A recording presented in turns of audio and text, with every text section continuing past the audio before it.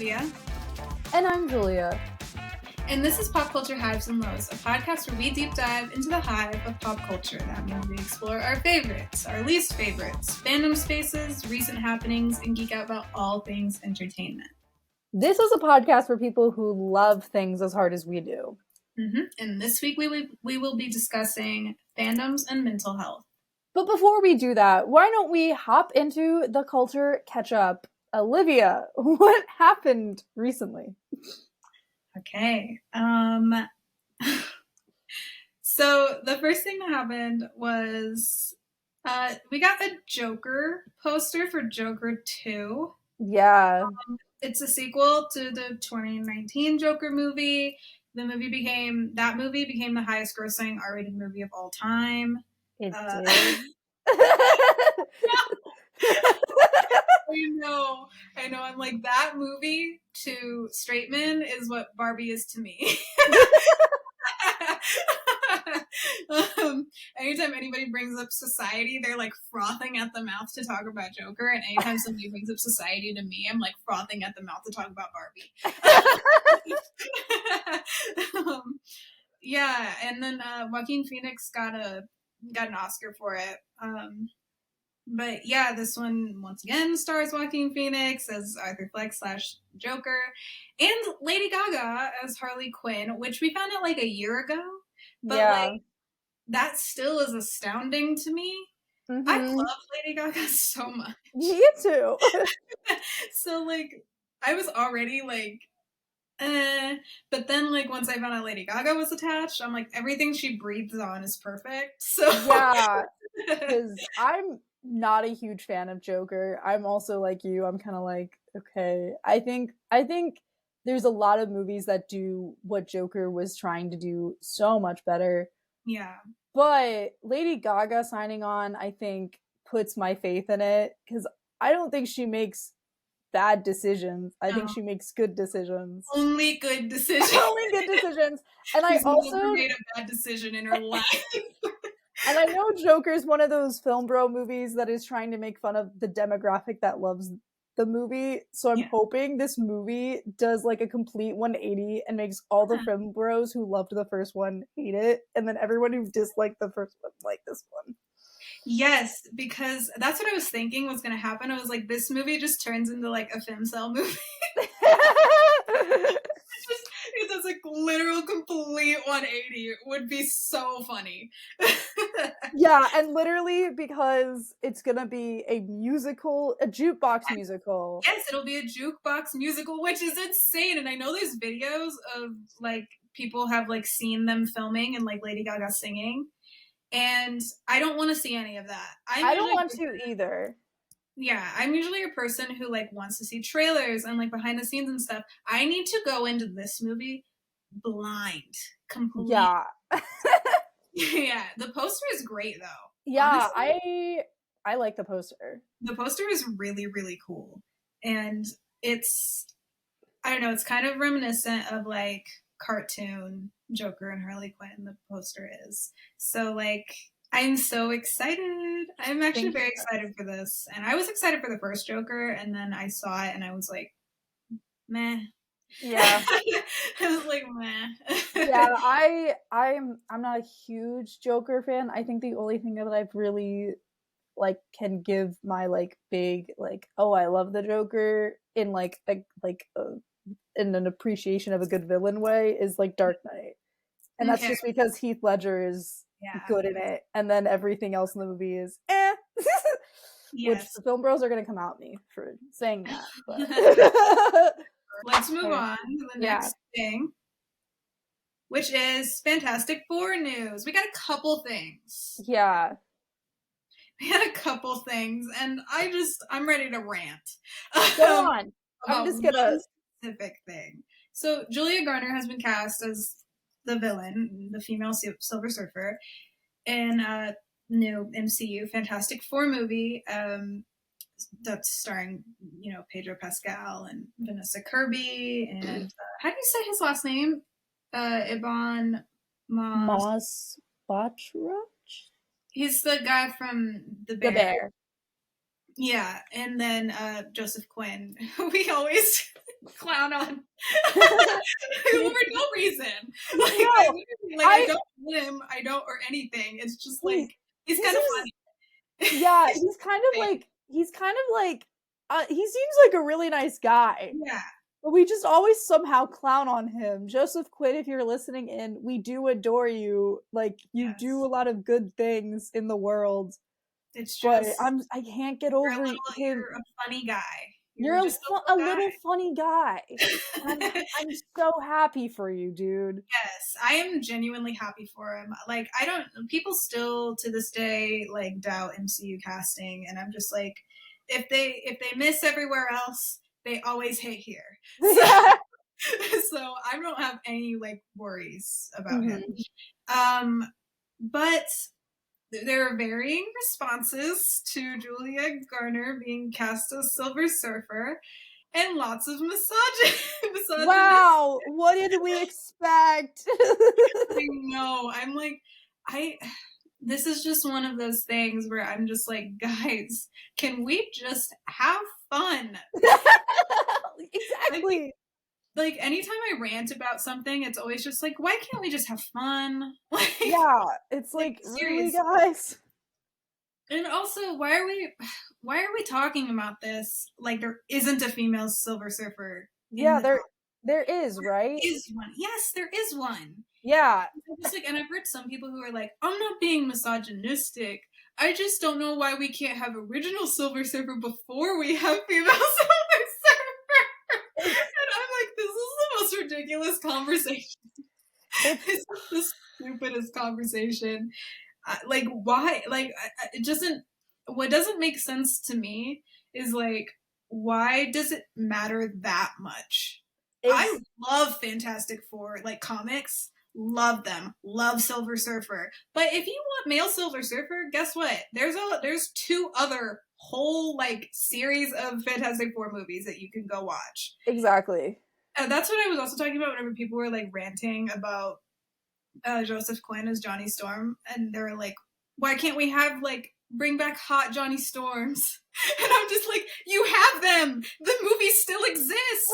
Watch them. Like, you can watch as many fan cams as you want of your favorites playing Johnny Storm. Okay. No, for real. Like, if you want to go see Chris Evans and Michael B. Jordan be Johnny Storm, guess what? It exists. Go watch it. I just forgot that Michael B. Jordan Yeah, I forget about that movie all the time. So. Forgetting about that movie is probably for the best. However, forgetting that Michael B. Jordan was Johnny Storm, that's the loss. I know. I love him. I'm so excited for his new movie with Michael B. Jordan. I'm sorry, this is so off topic. He is doing a movie with the director of Creed that he's like done a lot of movies with. Yes. And then it's gonna be a vampire movie. Yes, he's playing twins. I love it when one actor plays twins. I'm sorry for twins that are unemployed. Like, yes, Ryan Coogler is the director, by the way. Ryan Coogler, thank you. Sorry. Yes, I wrote a report on him in film school. I love Ryan Coogler. Ryan Coogler, if you're listening, love you. And, many people also think that this casting of Julia Garner's female Silver Surfer confirms that this movie takes place in an alternate reality to the reality that we've been following thus far in the MCU. Yeah. Like, duh. Like, I don't know. Like, are we looking at the same, like, posters and stuff for Fantastic Four? Like, it takes place in, like, a futuristic 60s. Yeah. Like, I don't think that in the universe that we're in, which is not 616, I will die on this hill, and it was basically confirmed in Multiverse of Madness and in Across the Spider-Verse anyway. It is not Universe 616, but I just don't think that, like, I thought that was just, like, a given. Like, that's what people were saying. It was like, ooh, this just confirms it. It's already been confirmed, dude. Yeah, I just, like, hate this, like, people being like, well, Marvel's turning woke and all this stuff. And I'm just like, this is so stupid. This is so stupid. Like, just enjoy a movie. Just shut up and enjoy a movie. Like, it's really annoying. Yeah, anytime someone says the word something has turned woke, I already know that their opinions are invalid, which I think we will probably get We'll into. talk about Yeah. it. Talk about it later. Yes, also a new Johnny Storm poster has been released in honor of April 4th, so because it was 4/4.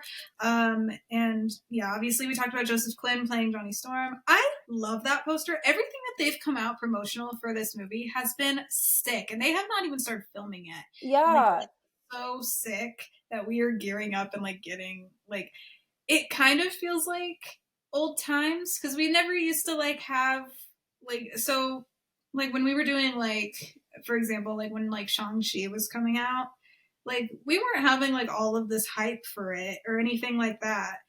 And it feels like old times when they'd have like we talked about last time Tom Holland hopping on a live. Remember they had like when they had like we talked about last week Florence Pugh making that video for Thunderbolts. Like we used to have stuff like that all the time and like we stopped for some reason. And anyway, next up, all this stuff that's been going on with Jojo Siwa, I literally replaced a different thing that we were gonna talk about with this because I was like, we have to talk about this. This is crazy. But like a month ago, Jojo Siwa of Dance Moms fame decided to do a rebrand, and she teased it on her Instagram. And I don't know, like what she teased it with was like it was like this Instagram like post, and I think she also put it on her story that was like, warning, the following content is not made for children and may be disturbing or offensive to some viewers, may contain sexual themes, violence, strong language, dramatic scenarios, and flashing lights. Viewer discretion is advised. So Jojo Siwa, for those who don't know, obviously I said that she was of Dance Moms fame, but she also she is really like geared towards like children. Yeah. Brand has been like geared towards children, and like she used to make the bows and like wear them all the time. And she had a YouTube channel that was wildly popular, and she was on a bunch of shows. Nickelodeon did a lot of stuff with her. So this was like I would love to say it's like shocking, but I genuinely don't think it is shocking that she was going to go down this route and not do it well.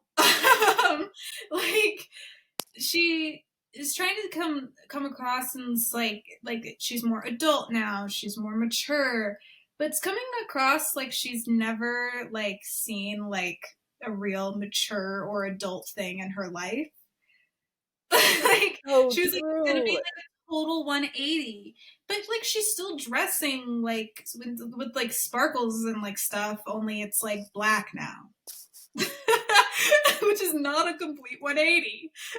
It's also like the idea of like doing like vulgar stuff in a way is makes you more mature, and obviously like that shouldn't stop you. Like obviously like I'm not all for like censoring people, but it's also the implication that that kind of idea makes it. Yeah, but I also think it's hilarious because I've seen this video and you also quote it that she says no one has ever done something like this in our generation. Honey, literally, like so many people have. So many people. I like how she said that, but then in a different interview, she said that she's trying to do something to the effect of Miley Cyrus's Bangers era. Girly, you just contradicted yourself. Like, I don't know if she meant like Gen Z hasn't done this before, which is also a lie. Yeah. Or if she meant like somebody like in our like in like the generation of like this like pop culture like zeitgeist has done it. But like Miley's right there. Yeah, and you also said it, and she did it better. Yeah, she did, because her songs were actually. I haven't listened to the Jojo Siwa song, so Bangers is good. But Bangers is good. Yes. Mm-hmm.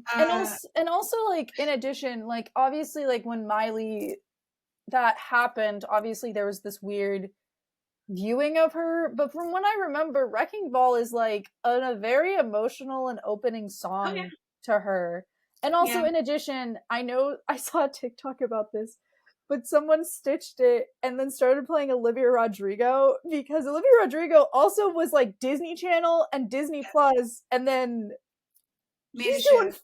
Yeah, exactly. Yeah, but it was a shift that I felt was natural, and this feels not only unnatural, it feels false. Yes, it feels very that, false. I think the biggest thing is that with Miley, it didn't feel false, even if it was like one of those things where it's like all press is good press, because she was getting a lot of bad press at the time. It still felt real. Yeah. It didn't feel forced, but this feels super forced. And yeah, I don't know, but like also people were bringing up some other stuff that happened recently. She and her mother came up with this like girl group called XOMG Pop or something. And I don't know what it was, if it was like a show or something, but basically a couple of these girls came out and said that like she was horrible to them. Like it was like an abusive environment. Yeah, and this says that multiple sources close to production allege that the Siwas subjected the children to grueling rehearsals. Sometimes they forewent like school breaks, and they had meager compensation. They were also forced to work under intense emotional distress. Jesselyn, who is Jojo's mother, encouraged one of the girls in the group to attend a video shoot just weeks after she underwent spinal cord surgery. And in one instance, just weeks before surgery, they alleged that the girl started bleeding during rehearsal, and that rather like encouraging her to take a break, they had Jojo's mom, Jesselyn, told her to put a maxi pad on it so she wouldn't get it on her costume. Yeah. That's insane. And this also says that they allege that Jesselyn was cruel to them, called them names, and in one instance shamed some of them for having a disability. And it says that Jojo was nasty, domineering, and a sharp contrast from her upbeat on-screen persona. They allege that she screamed insults at the girls during a performance, and that she was playing favorites and pitting members against each other. Which sounds like a former teacher of Jojo Siwa's, Miss Abby Lee Miller herself. Yeah, for those who don't know what Dance Moms is, it was a show where it was about these young children who were dancing, and about like Abby Lee Miller, who is the dance teacher, was like pitting them against each other, playing favorites, not nice to the girls or their mothers. It was just like a drama show. Unfortunately, I love it. Unfortunately, I love Dance Moms. I've never seen it. Yeah, unfortunately. It literally is like, it feels like horrible to say it, but season 2 of Dance Moms is like peak reality television. Oh my god. Next up, yes, Romeo and Juliet. Oh, yeah. Yeah. So yeah. The Jamie Lloyd Company is putting on a production of Romeo and Juliet, directed by Jamie Lloyd, and starring Tom Holland and Francesca Amawada Rivers, I think is how you say her name. This, first of all, first thing, not the most important thing to talk about, but the first thing is that this is actually Tom Holland's return after his break. He took a year-long break. Oh, good for him. Yeah, because I mean, I think it was because of what was that show that he did where he played that, like, I don't know if it was like a serial killer. I know it's like an Apple Plus TV show where he played like a serial killer. On the screen. I think it kind of messed him up. So good for him to like realize and be like, all right, I need to take a break. Good for him. Yeah, he seems to be doing that a lot because he takes long breaks from social media sometimes whenever he feels it's like messing up. He's like sober now, and he was like, I didn't have a problem, but I felt it was like getting there or something is what he said. So like he's really good about that. Good job, Zendaya, for snatching. And good job for Tom Holland for snatching Zendaya up. We both like went there immediately in our heads. Anyway. I love how like his like full-time job while he was taking a break was just like Zendaya stan account. Just like I would do that too, honestly. Me too. But like they both won. Yeah, they both won. Anyway. But the biggest and most serious thing here is that when Francesca was like announced as being cast, there was like a big racist uproar online. I saw the most horrendous, disgusting tweets. It's like, awful. It was so horrible. It was so horrible. And they were like, and some people were like using it as an excuse to be racist, like being like they were like, she's like, they were saying like she's ugly, which first of all, what? Are we talking about the same person? It's astounding to me that people were saying that Francesca was ugly. I just don't understand that at all. No. And then people were saying like saying like microaggressions. And then they were like, no, I'm just saying that she's ugly. Either way, dude. Either way, keep it to yourself. Yeah. You realize they're both not good. Even though one is worse than the other, they're both not good to just blab about online. Yeah. Like it's like it's horrible. But the Jamie Lloyd Company did respond to all this unnecessary hate, which was great. And this is what they said. They said, following the announcement of our Romeo and Juliet cast, there has been a barrage of deplorable racial abuse online directed towards a member of our company. This must stop. We are working with a remarkable group of artists. We insist that they are free to create work without facing online harassment. We will continue to support and protect everyone in our company at all costs. Any abuse will not be tolerated and will be reported. Bullying and harassment have no place online and in our industry or in our wider communities.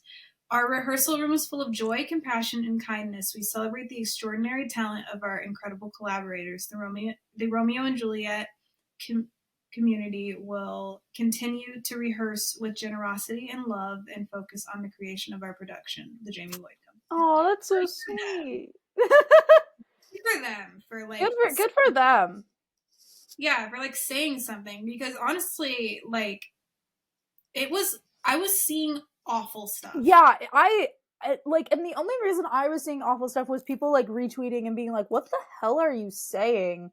I know, it's sick. Like I don't understand.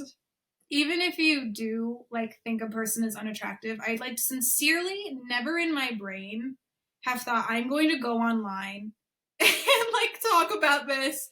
Like I don't get it. Like I don't understand. It's the same, like we were saying, even though this is not the same thing at all, because this obviously has racial undertones and overtones. Yeah, and I also think it's like you were saying, like the racist and like the microaggression undertones, because I remember someone trying to say, because obviously Romeo and Juliet is a play that has existed for thousands and thousands of years. I know what you're about to say. And people have been using, which is ironic that we brought up Baz Luhrmann's Moulin Rouge earlier, but they kept using Baz Luhrmann's Moulin Rouge to try to be like, oh, this is why that this shouldn't happen.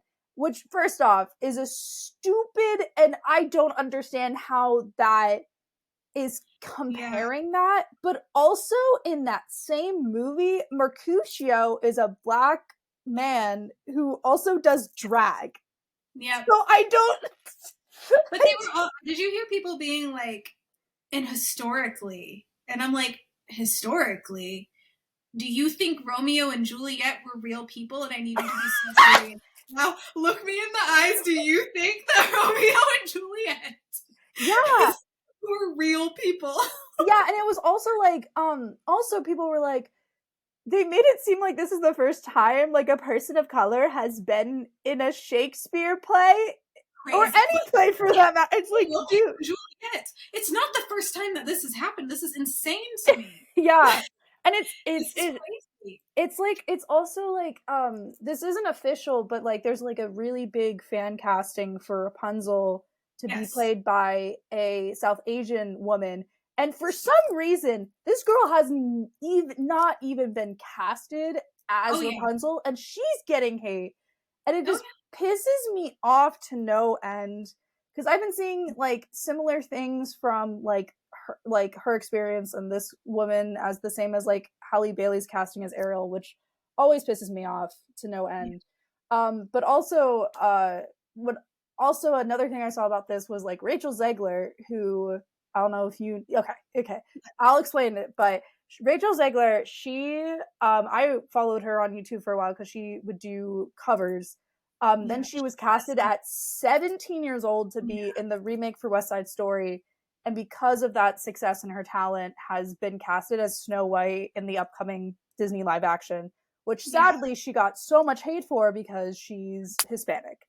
She even came out and was like, you guys are ridiculous with this Romeo and Juliet casting. Like, Francesca's gonna knock it out of the park. And it's, I'm very glad that she was there to be like sticking together with her, because I know that she's done that a bunch of times for different kinds of like women of color who have stepped into white roles, but there's no such thing as a white role. All right, let's move on. To Monkey Man came out. I haven't seen it yet. My roommate's seen it twice in the movie. Okay. And she loved it, and both times it was so funny. It was like late at night. Both times she like came into my room at night and she was like, oh my god, giving me like the same review twice. She loved it so much. She's so funny. It released April 5th. It's the directorial debut of Dave Patel, who we love. We love and respect Dave Patel in this household. Him so much. Oh, also just very handsome. Like absurdly so. Why hasn't he been in a rom-com? What? Every time I see him, it's like jaw dropped. Like I'm just like, how does he look like that? Exactly. But yes, the movie is about an underground fight club, I believe, and it's like a revenge thriller. Yeah, and I'm just like, yes. Yeah. Yes. As a John Wick lover, I'm going to love this. As a John Wick lover, I'm going to love this. Yeah, and I've seen it's getting a lot of praise because it actively takes place in India, so it's going to be talking a lot about those kinds of like cultural stuff. Also, there's like I don't know much about it, so people can not come at me in the comments, but educate me. I believe that there is a part in the film where there's like a group of fighters that are all trans. I do know that in an interview, Dave Patel talked about how there's because it's based off mythology. And I believe that one part of it is a tribe that's made up of all trans people, and he made it he was like, well, this is an underdog story. Like, this is like I want to have people that don't really have a voice to have a voice in this movie. And like, I was already excited for this movie when the trailer came out for it and I heard about it, and then I heard that and I was like, oh, totally on board. Yeah, I'm super excited to see it. I cannot wait to see it. And honestly, you could have told me Dave Patel and I would have been there day one anyway. Yeah. I didn't know anything else. Like 2 hours of just staring at him. I'm cool with that. He's punching people. Yes, sign me up. Yeah, man, this is very funny. My roommate came in and she was like, plus, you'll like this, Olivia. He spits out blood. I was literally about to say, and then he somehow has blood on him that makes it so much hot. So and then he's like, that's perfect, because she knows I love Daredevil deeply. And she knows that the scenes where he spits out blood, I'm just like, he's never been more attractive than this moment. And now we're going to move on to Billie Eilish. I had a little bit written down for this, and then so much happened today that it was just like, okay. Just educate me. I don't know anything. Okay. Yes, because, so I'm a big Billie Eilish fan, and I have been since like 2017, maybe. I went to her concert, and I told Julia that I like almost died at her concert. If it was for Billie Eilish, it's kind of worth it.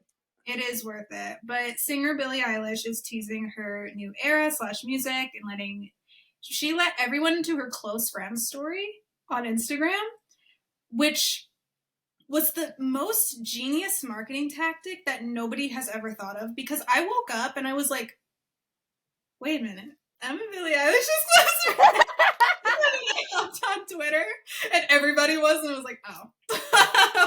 But yeah, it's like also brilliant because like if you don't want to, obviously you shouldn't like private your stuff if you're like as big of a star as her, but like it's getting people to follow her, obviously, so she'll just let them in to her close friends story immediately.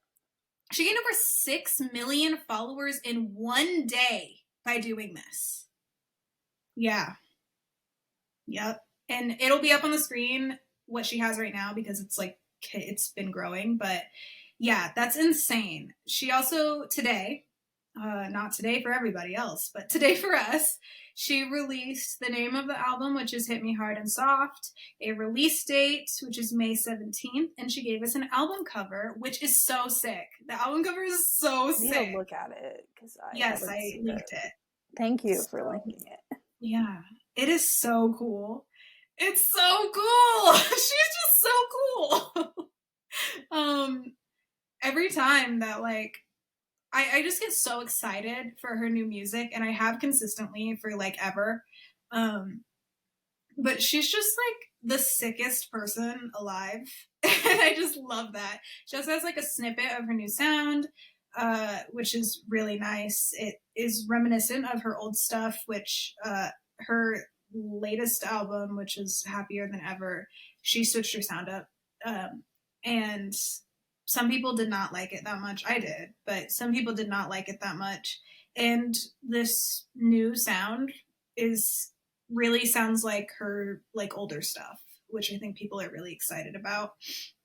Also, Rolling Stone leaked her track list, and she called them out on her Instagram story. Good for her. It's gone now. It's off of her Instagram story. But she put 2 different Instagram stories up, and one of them was like F Rolling Stone, and then the other one was F, and then like added them because she didn't add them in the other one. She was like F at Rolling Stone. Good for her. Good for her. Yes, and there's gonna be like 9 different vinyls, like different vinyls for this.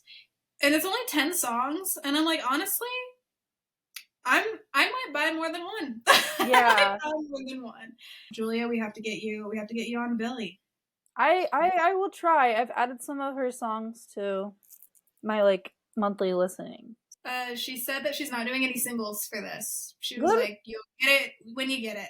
She was like, you'll get it. I'm like, I love you deeply. I appreciate Billie so much. Next, and I think last topic, I'm pretty sure, is the Taylor Swift Apple Music playlists. So I'm a big Taylor fan. I went to the Eras tour and everything, and I have been for a long time. If anybody goes to my Instagram, then they will know that my very first concert was Taylor Swift. I was 9 years old. It was in 2009, and it was whenever she came to Cheyenne, Wyoming Frontier Days. And so that was like super exciting for me, and it like made me absolutely love concerts because I love concerts so much. I go to live music all the time.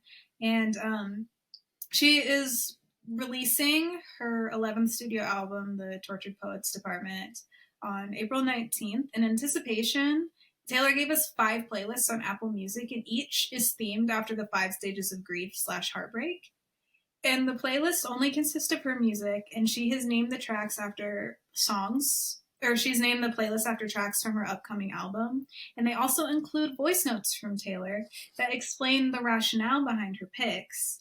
And for those who don't know much about Taylor, nothing is an accident. Nothing is an accident. Everything is like planned out to the nines. So like seeing these playlists, I'm just like, has been like put me is like I'm just like in like a theorist hole.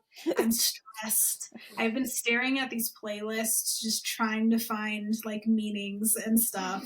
Even though we haven't even heard the new album, I'm still like trying to connect dots based on like what I've seen online about what I think the songs are going to be about. Like I'm just so hyped. This is going to be something I think this album is going to be something I really love because lots of people are saying it's going to have like the lyricism of like Folklore or Evermore, which Folklore is like my second favorite Taylor Swift album ever, and it's because of the lyricism. So I'm just like I'm so hyped. I'm so hyped for this, and like seeing that some of the songs were on the Denial playlist from the Lover era is like literally putting me like in distress. Like I'm just like and also seeing Lover itself on the Denial playlist has just like put me like in a tizzy. Now, but anyway, I think we should get on to our main topic now. Yeah. Is fandoms and mental health.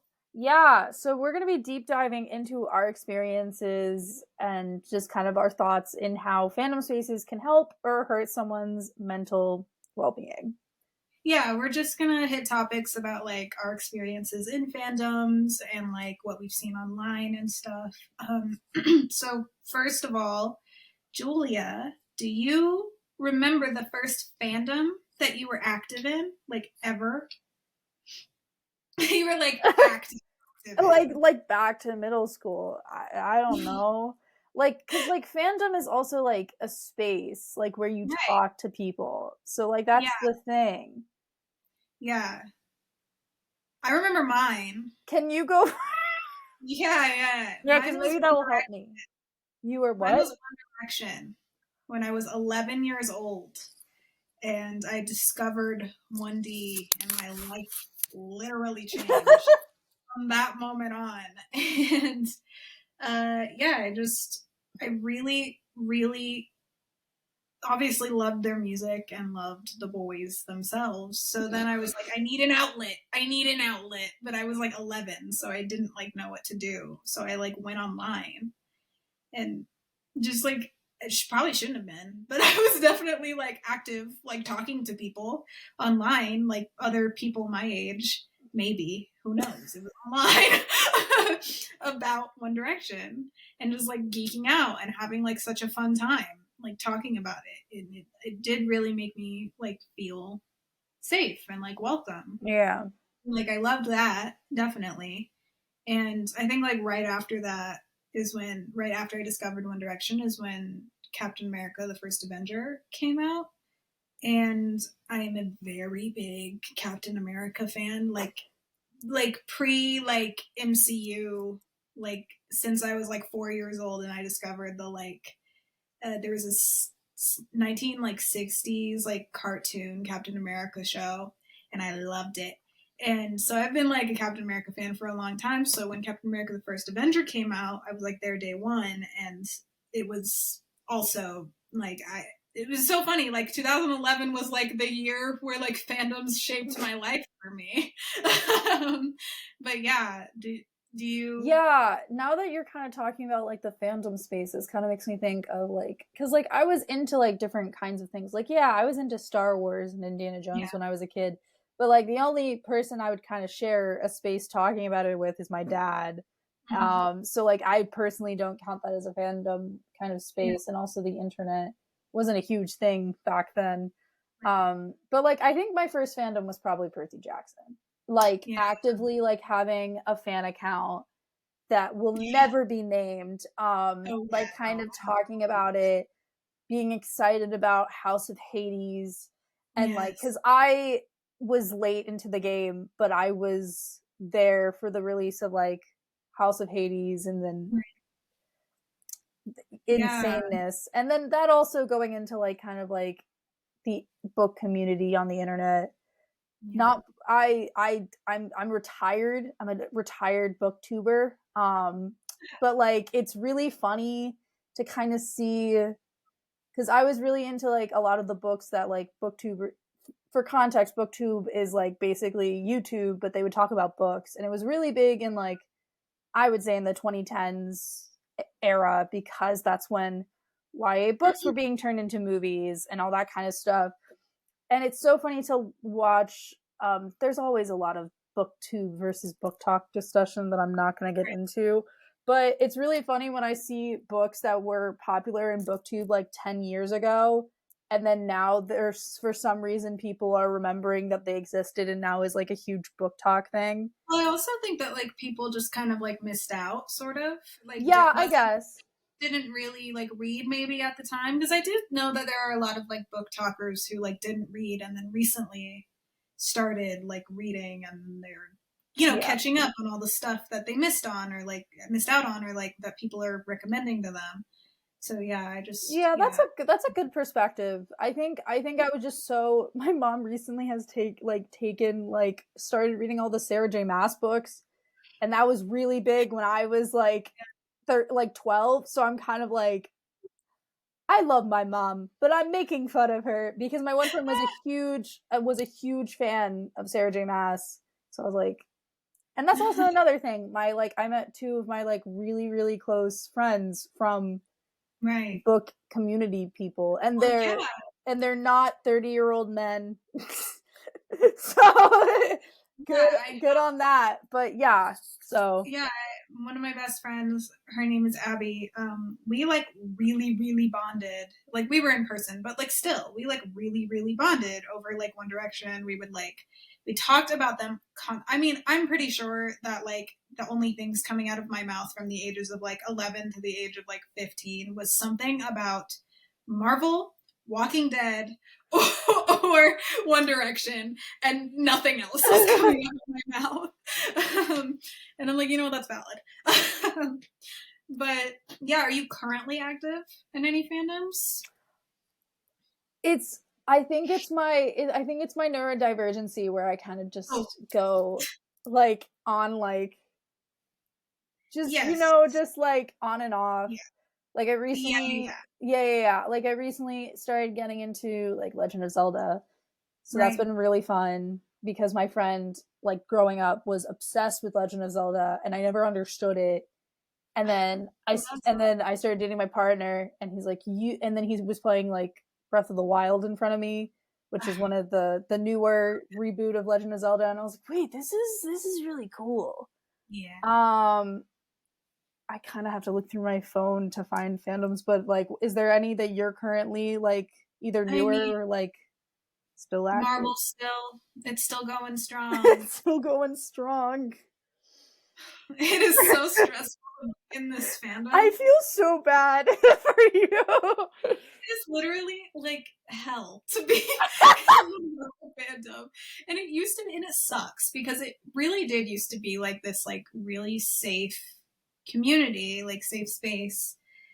Like I just remember being like 11, 12, 13, like just like reading like fan fiction online, and like when you're reading fan fiction and you're like a teenager, then those are the people who were also reading it, and those are the people who were writing it even. So it felt like I had like community there, but everywhere else I kind of felt out of place because either it was like 30-year-old men, or also it was just like boys in general. Like I remember distinctly like being in high school, and when a Marvel movie would come out, I would like have to talk with like guys about it, which is, there's nothing wrong with it. Like I like some of those guys, like whatever, that's fine. But like as like a teenage girl, it did feel like I was sort of like out of place. No, yeah, 100%. Fandom. And it kind of sucks because now I feel that way again, because I loved it in 2020 when everybody was, locked down. There was like teenage girls and like people my age who were like watching all the Marvel things for like the first time to like catch up, because they're you're bored and it's like something to do. And there were people who were like really really like hyped and excited about it and like being a part of this fandom. But it's just like I remember being like looking at all that and feeling so happy that like there were people who were like if I was like 16, 17, then it's like I would have had a community. Like obviously I'm not going to talk to like teenagers. Yeah. Like as like I was 20 in 2020, like obviously not, but it's just like I just like was like, oh, I would have loved this if I was like 16, 17 and like was seeing all of these people who were my age like talking about this, like girls specifically who were like talking about this and who were like excited. But like they've all been like pushed out now. And it's Yeah. just and it just like it is so like disheartening. Um it's just horrible like to but yes like Marvel is one of the current things that I'm like a fan of and like One Direction isn't a thing anymore so like Harry Styles Harry Styles got me in the divorce so Oh my god. like I went to Love on Tour, the never ending tour. So like I'm a big Harry Styles fan and horror movies. Yep. I don't know if you call that like a fandom, but I do talk about like people like talk about horror movies in online spaces with people. Yeah. So I don't know, I guess you would call that like a fandom. Yeah, the horror fandom, I guess you could say, because Yeah, they do talk about it with like Dead Meat, which is like a horror YouTube channel. yeah, They do talk about like the horror film community. So right. I guess that Yeah. is kind of a fandom space in a way. So Yeah. Have you ever felt like what fandoms have you felt like the most safe in, would you say? I think it is a lot of Percy Jackson and I think it's mostly just like that kind of thing because a lot of the people who are fans of Percy Jackson, because I feel like Percy Jackson was made for the people that didn't feel like really represented by Harry Potter. Like Yeah. even though both of the original series don't really have that kind of diversity that like Percy Jackson would later have. I think just having a book series that's all about kids that don't feel like they belong Yeah. and that kind of stuff, I think just brings in that kind of like mentality in the fandom. Right. I do think some of the fans are a little too much. Yes. If you hated on the young girl playing Annabeth in the television show, I will fist fight you. Even but Yeah. like when I was like, because I was also kind of in a similar space where it was 2020, it was lockdown, and like Yeah. I had TikTok at my fingertips posting weird Percy Jackson funny videos. So like, and I felt like people commenting and liking and like me Yeah. becoming friends with people, and even if I'm not friends with those people anymore, I don't communicate, like I still appreciate that time Yeah. that I spent with them because of feeling that kind of niceness in the community. So Oddly enough, the Walking Dead fandom was so welcoming and like I felt very safe in that community. And to be fair, like I think that there was not a huge group of people like my age who maybe shouldn't have been watching Walking Dead. So like whenever I was online and I was interacting with people who were my age or seemingly were my age, it was always like a nice time. Like I felt very safe and it was always like a great thing. I didn't interact with like any adults or anything. So I don't know, maybe somebody who was an adult, like height of Walking Dead time. So like, well, for me, that would be like 2014 through like 2017. Um, I don't know what other people consider like the peak, but that's what I consider the peak. Yeah. How about unsafe? Have you ever like oh what's gosh, a thing that has made you feel like the most unsafe? Because I have an answer. I yeah, I'm sure there's two that I'm personally thinking of. Mm-hmm. One of them has actually both of them I think have been mentioned. I'm just gonna say Star Wars. Yes, that's the one that was on my mind. I have Yeah, never felt safe in that community ever. I feel unsafe even saying Star Wars here yes. because I don't think I will ever like sign off on a podcast episode where we go in depth about a Star Wars topic Yeah. because I'm terrified. They are horrible. I mean, not all of you. But no, not all of you. Some of you are horrible. Yeah.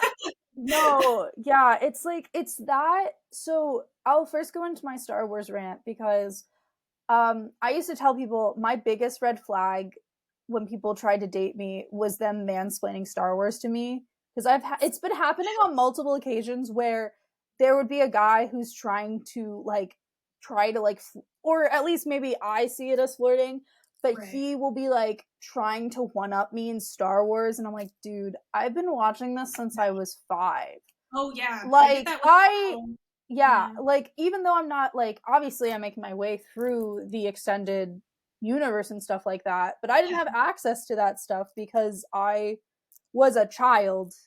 Right. Yeah, I think that's another thing is like, I think people don't understand whenever we're talking about like fandom spaces and stuff. People don't take into consideration that some people were literal children when this thing was out, and maybe they didn't have like maybe they didn't have the means to watch it. Like I remember when I loved Marvel since I was like a child, obviously, and we're talking about like comics and like the Captain America show and like Tobey Maguire's Spider-Man and stuff was like obviously easily accessible to me. But like I was 8 when Iron Man came out, and like the movie Iron Man. So like my parents weren't gonna take me to go see Iron Man. Exactly. So like I even remember being like 11 years old and going to see Captain America, the first Avenger, in the movie theaters, because I don't know if my parents thought it was like 11 was like an acceptable age for me to like go to the movies with my friends or like whatever, because like they weren't going to take me to a movie they didn't want to see. So like, so it's like I even felt like I hadn't seen any of the other Marvel movies, which at the time was only Iron Man, the Incredible Hulk, Iron Man 2, and Thor. Yeah, it was only 4 movies, but it was still like I was feeling a little like outcast because I hadn't seen the other ones. So then people were like, you know, and I'm just like, hi, I'm 11. Yeah. 11 years old, and I'm only here because Captain America and Bucky Barnes were like on my mind 24/7 when I was like 4 years old. So like even though Bucky lived only like the first 2 episodes of that Captain America show, but anyway, and I was still obsessed. But like, yeah, I mean, I don't think I'm getting to that space, but at this point I don't feel unsafe in the Marvel fandom, which is I think it's getting there, which is really upsetting to me, because I have made like good friends and like stuff through this, but it's just like a lot of those people have fallen off of it, or a lot of those people have felt unsafe themselves and left. I went to a comic book store recently, this is just an off tangent that I'll like touch on quickly. But I went to a comic book store recently. I'm just gonna say this: that's a space where I feel unsafe, and I don't know. Like sometimes people are really cool in there, and sometimes people are like, "What are you doing here?" Yeah, you know? That sucks. Is fan/stan culture inherently misogynistic? Yes. Well, I mean, I mean, since our world in that way is that way, that's gonna be like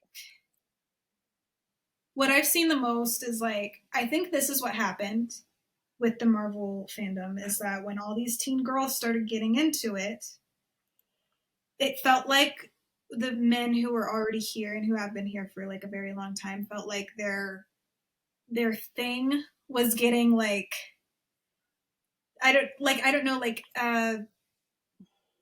like infiltrated. Yeah. By like cringy teens or whatever. Because that's the thing, is that they think that anything that a teenage girl likes is inherently cringy. Exactly. So it's like when they started, they pushed them all out because it was like, well, this is our thing. And now there's all these teenage girls involved, and I just can't do it because now it's bad.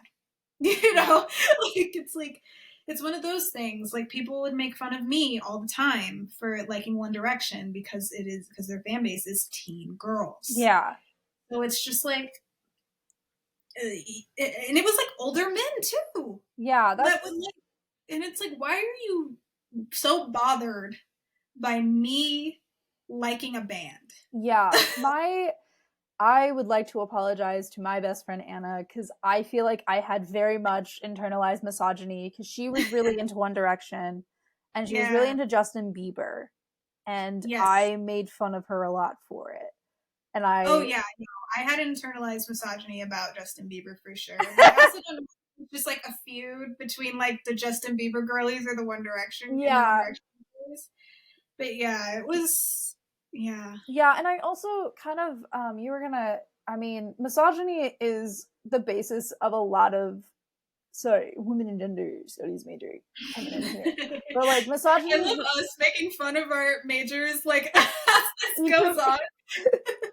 But like misogyny is like the basis for a lot of discrimination, and I think because of that, that just goes into a lot of fandom spaces. I was going to bring this up with other toxic fandoms, but like obviously I was a big Harry Potter fan growing up, and then when she who shall not be named, because I'm not going to give her my 2 cents, started being like, and obviously there is a problematic thing where people are like, oh, well, actually Daniel Radcliffe wrote the books, and you're like, well, no, because her biases and misogyny and transphobia and racism are in those books.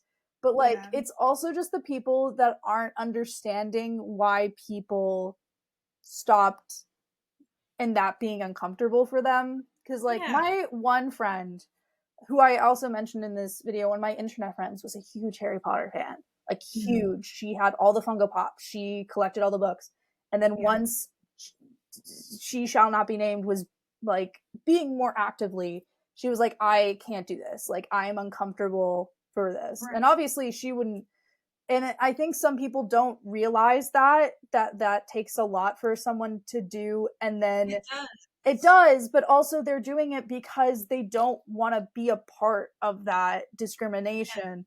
And then people are weird about it because like there was recently something that happened with one of the actors of Harry Potter came out and was making fun of Harry Potter fans, which if it was a different thing, I would be, if it was a different thing, like if she said something about like, I don't know, something else. She said a lot. She said that they asked that Marvel asked her to be in a movie as well, and she was like no. I was like love you. Good for you. I think, and I also agree that like if this was about like a different fandom space, I think her answer would be completely different. But like people started like making weird edits to her talking about like the like about Harry Potter and how like, but like I'm like, okay, but like you do know if you keep on doing this, you're gonna keep, because she who shall not be named, I know people make fun of her for her bigotry, but her bigotry like has gone into like actual laws. Like she has been quoted in things like that. So keeping that kind of misogyny and that kind of bigotry is going to keep with that. So keeping that alive. I mean, obviously you can be like, hey, I really like this thing. Like that's why I think I really like Harry Potter. It's something that was like a staple in my childhood and as a teen, and like I still to this day, even though it was written by she who shall not be named, but unfortunately Half-Blood Prince is one of my favorite books of all time in general.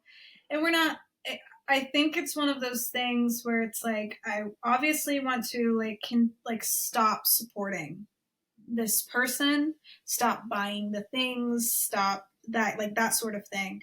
But it doesn't erase your good memories, or your good feelings associated with it. Like that was also another thing, is that people were like attacking people who still liked it, and it's just like, well, here's the thing, you have good memories associated with the thing, it's like not gonna go away like fully, you know.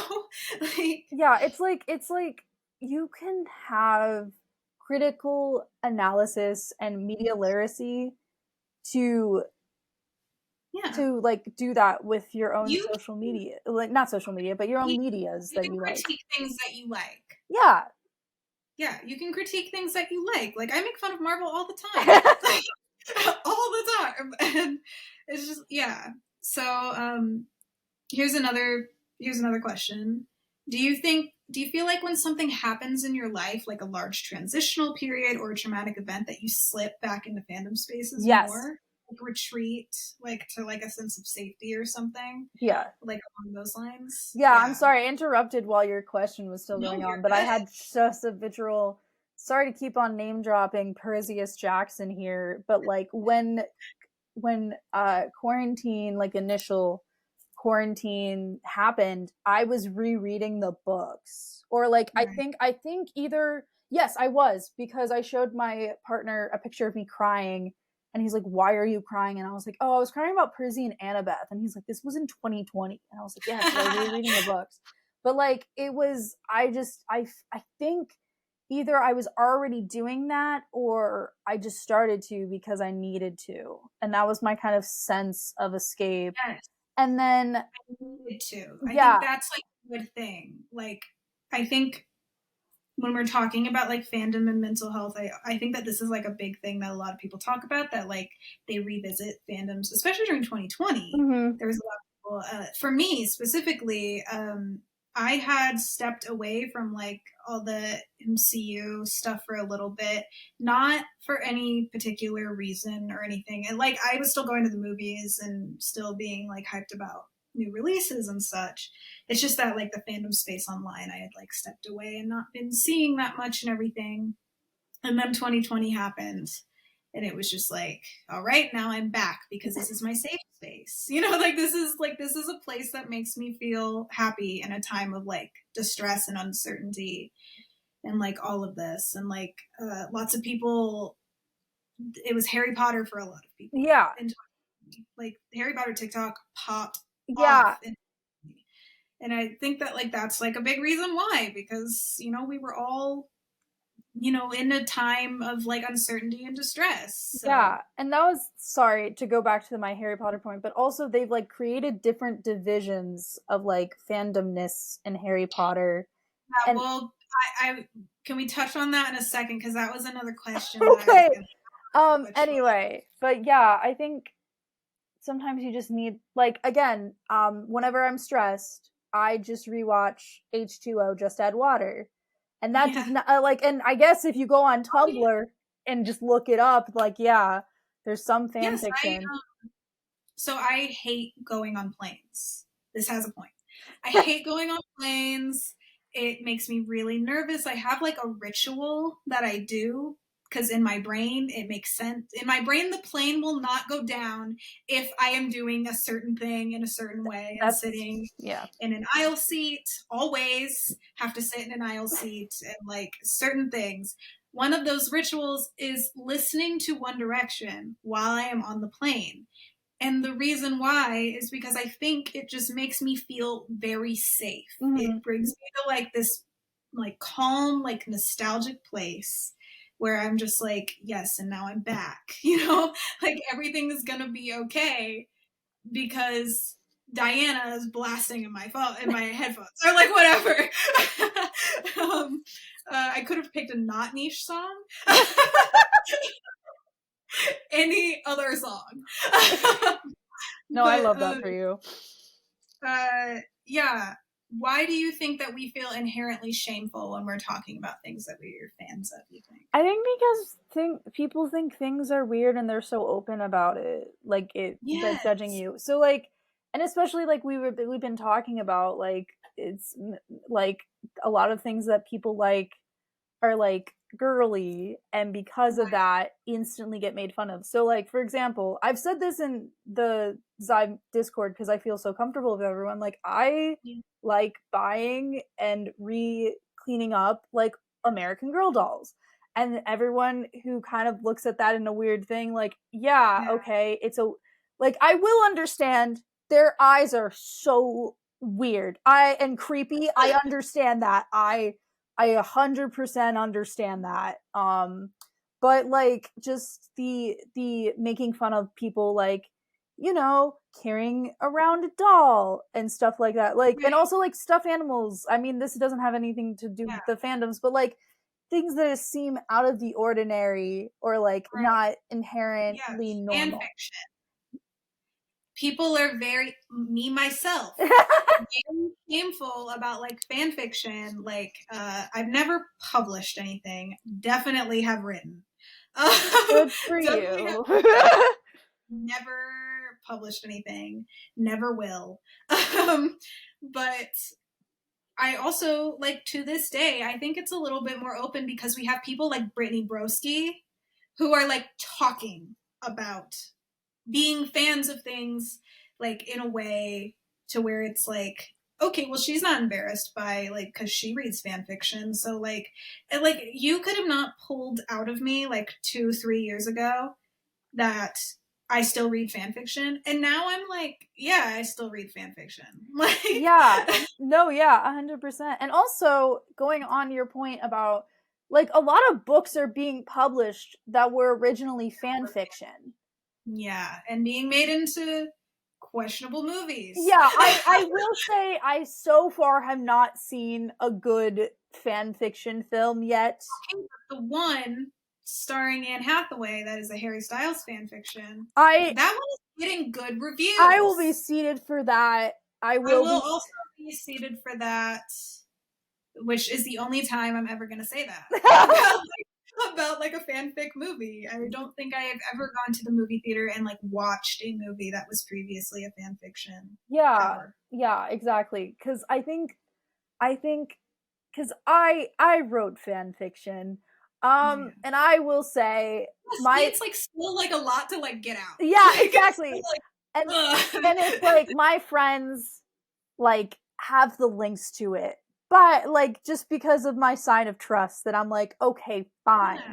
Here is my Star Wars Wattpad fan fiction that you can have on your tab. But like, I think it's also becoming more kind of like what you were saying with like people coming out and being like, oh yeah, I read fan fiction. Like, once I hear someone did read fan fiction or writes fan fiction, I'm more open to talking about that with someone, which creates its own fandom. I did say Brittany Broski, who, for those who don't know, she was Kombucha Girl. She is a TikToker and YouTuber, and she kind of just blew up, besides the kombucha stuff, because she's such a big fan of things. Like, she really is. And like, I'm just like so happy for her that she like got to meet like Harry Styles. I want nothing but the best for her. And I just also remember people who are like stans of things and fans of things straight up bullying her online. Just like, and I'm just like, I can only assume it's out of jealousy. Like, I don't know, like, you know, like, I don't know, but like, that's like what I was gonna go to my next topic, which was, can fandoms, like, when can fandom spaces turn toxic, in your opinion? There's so many options. I think it's like I'm a person that's very much like the answer is gonna be a situational basis, because I think it's like a situational basis. I do think it does come from gatekeeping, like kind of what we were talking about earlier. With yes, like, that's what you wanted. Yes, I wanted to ask you about the Harry Potter thing now. What the gatekeeping? What?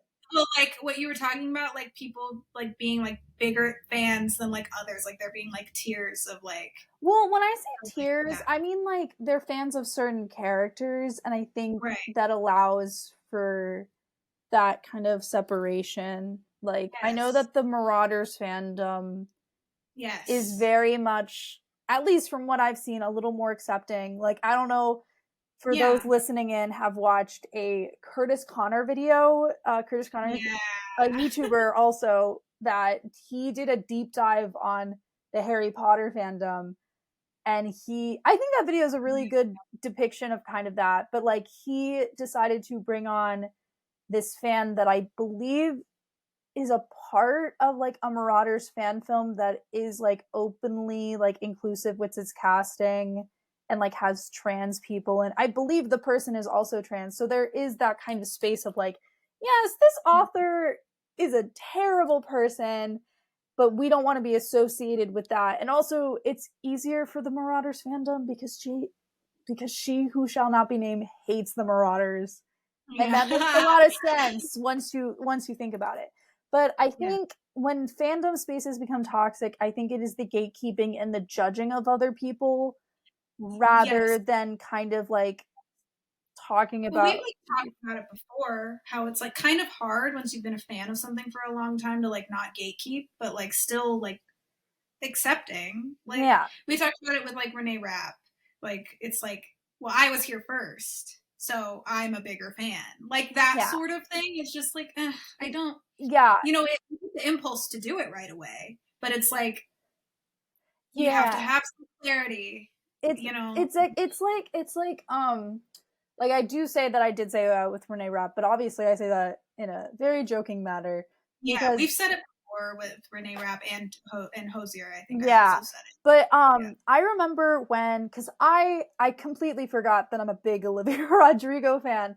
I'm not mostly in the fandom space, but like I'm a huge fan of her. And I remember when both Sour and Guts tickets came out, and people were like, well, if you don't know this underground song, you shouldn't be there. And I'm like, okay, but like, because I know that there's a lot of people like just go to concerts to experience a person's music, and like and just like that's their first time, and that's a really good first time to like listen to those kinds of artists. And like, what if like there's a reason why those songs like they're hard to find, because she doesn't want to release them yet or something like that. Like, so it's very weird to like kind of, I think it's just also our mentality in a society or as humans. Sorry, I sound like the Joker by saying that, but like trying to one up each other. So yes, it's that sort of thing. I remember in the One Direction fandom, it was like very, very big and very like, so like I think like one of my next topics, we can just like meld them, but like when fandoms can turn toxic or invasive for the celebrity. Oh, 100%. With One Direction, it was like bordering on dangerous. It was like horrible. It was horrible. I remember, and like me being like young, I was like feeding into it, you know? But like looking back, I'm just like, why did a fan hack into like a airport security camera to watch the boys like at like Jamba Juice or something? Yeah, that happened. That happened. And like it's stuff like that where I'm just like, can we just, or like digging in or like bullying celebrities like significant other is also just like, I don't get it. I just don't get it. Like, you don't know these people, and even if the person that they're dating is problematic, it's like, also I'm not in their relationship. Exactly. Like, you know, like it's not my problem. Like, I can be a fan of this person and I can have an opinion about the person that they're seeing, but I'm not gonna go bully anybody or like, I don't know. It just like about, I don't know. It feels like, I think when it gets to a point to where you are caring more about their personal lives than like your own, that's when it starts to get like really bad, and you need to like take a hard look in the mirror and be like, is this healthy for me anymore? Yeah, and it's interesting that you bring that up, because my first thought with that, which I think we both discussed this before, like I was a big Dan and Phil fan growing up, and if, for those who don't know, their whole like a lot of the fandom was shipping them together. Yes, they're YouTubers. They're YouTubers, yes. They're like British YouTubers, prime like 2010s YouTube. And I think and also in addition, like there was so much speculation about their sexuality and their relationship that because of that, they had to be private. Like I believe they not Uh, announced, but they came I, out recently that Dan like took like a really long break, and then I don't remember if Phil took a break or if he was just like posting like not as much. I yeah, don't remember, but yeah. and it was also they didn't announce it, but it came out recently that they did secretly date, but I think a lot of Well, I don't think they said that.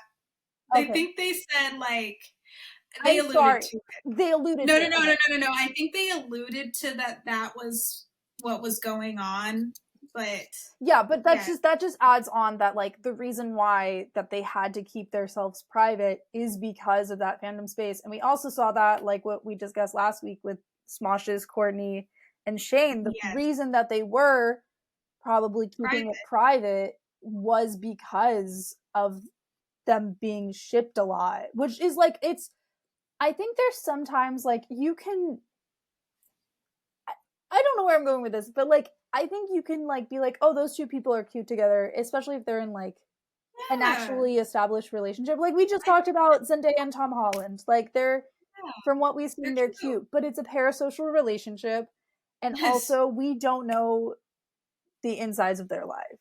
yes, and I'm guilty of it, of like having a parasocial relationship with Courtney and Shane specifically, like with Smosh. I definitely do. I think that like the YouTuber fandom space is like I think that it leaves a lot of like space to be invasive and stuff I because it agree. feels like we are looking into real people's lives. It doesn't feel like a celebrity where we watch their movies and we watch their interviews and then sometimes they'll make a social media video. It doesn't feel like that because YouTube is so personal by nature. I think it's stronger with like YouTubers where we feel this like parasocial relationship. And I think that like in the 2010s, it was really heightened because vlogging was like a big thing, or like just like the lifestyle videos were also like a big thing. It's just, yeah, It's a lot. yeah.